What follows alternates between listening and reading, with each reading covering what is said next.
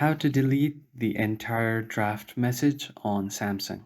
What's up everyone, in this quick tutorial I'm going to show you guys how you can easily delete the whole draft text message on your Samsung device. Let's get started.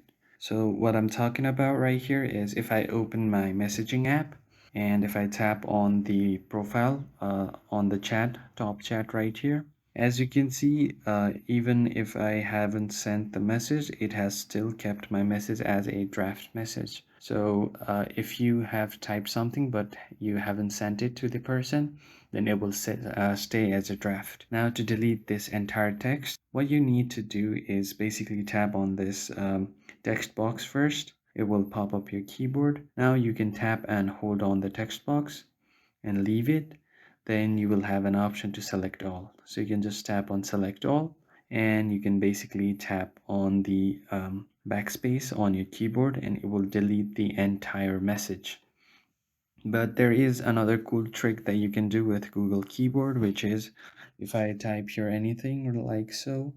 So in order to delete a single word entirely, you have this shortcut where you hold and drag your finger on the backspace button.